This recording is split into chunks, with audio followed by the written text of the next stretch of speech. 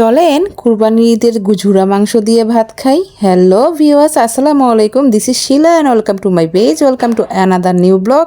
সবাই কেমন আছেন? সবাইকে নতুন একটা ব্লগে আবার ওয়েলকাম করছি।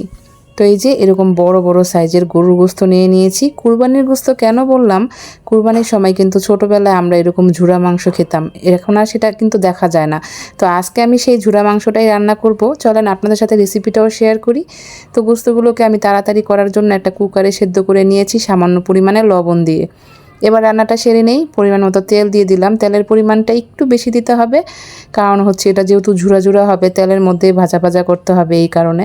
আর হচ্ছে বেশি করে পেঁয়াজ দিয়ে ব্রাউন কালার করে ভেজে নিলাম। কয়েকটা তেজপাতা দিয়েছিলাম, আর এই পর্যায়ে হচ্ছে আদা রসুন বাটা দিয়ে দিলাম।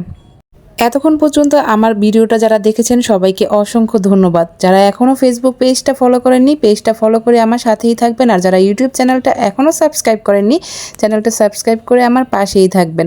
তো বেসিক যে মশলাগুলো ছিল, ধনিয়ার গুঁড়ো, হলুদ গুঁড়ো, মরিচের গুঁড়ো, সবগুলো মশলাই আমি পরিমাণ মতো দিয়ে দিলাম। ঝালের পরিমাণটা ঠিকঠাক যে যেমন খান। আমি 2 চামচ পরিমাণে মরিচের গুঁড়ো দিয়েছিলাম, যেহেতু আমরা ঝাল বেশি খাই।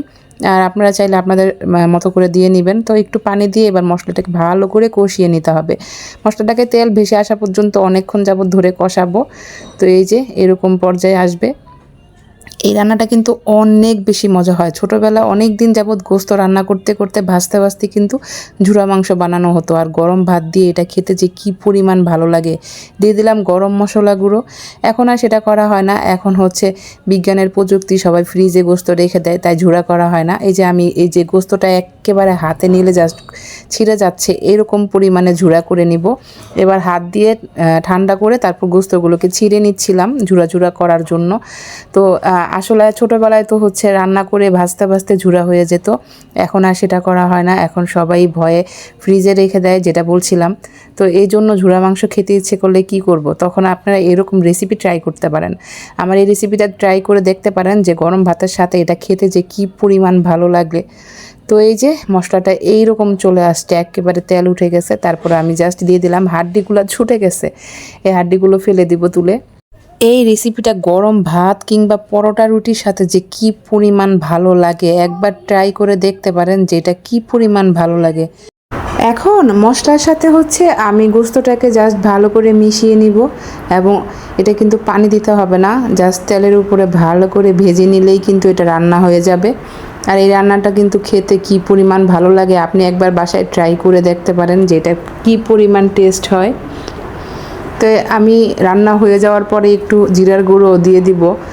আর এই পর্যায়ে হচ্ছে আর একটু নিচে লেগে যায়, যার জন্য বারবার নেড়ে চেড়ে এটাকে উল্টে পাল্টে দিতে হবে।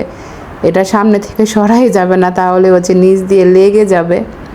তো এই যে কেমন হলো কালারটা বলবেন। আর এটা রান্না করে জাস্ট 1 প্লেট ভাত খেয়ে ফেলা যাবে অনায়াসে। এই ধরনের রেসিপিগুলো চাইলে কিন্তু আমার পেজটা ফলো করে আমার সাথেই থাকতে পারেন। আর ভিডিওর এতটুকু অংশ যদি আপনারা দেখে থাকেন, তাহলে একটা লাইক ফলো শেয়ার করে আমার পাশেই থাকবেন।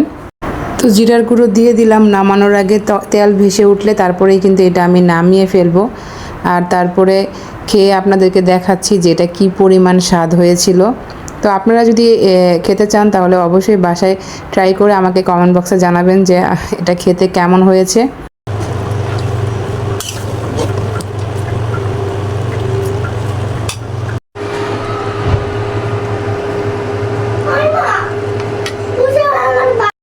পরবর্তী ভিডিও দেখার আমন্ত্রণ জানিয়ে আজকের ভিডিও থেকে বিদায় নিচ্ছি। সবাই ভালো থাকবেন, সবার জন্য রইল অনেক অনেক দোয়া আর ভালোবাসা। আল্লাহ হাফেজ।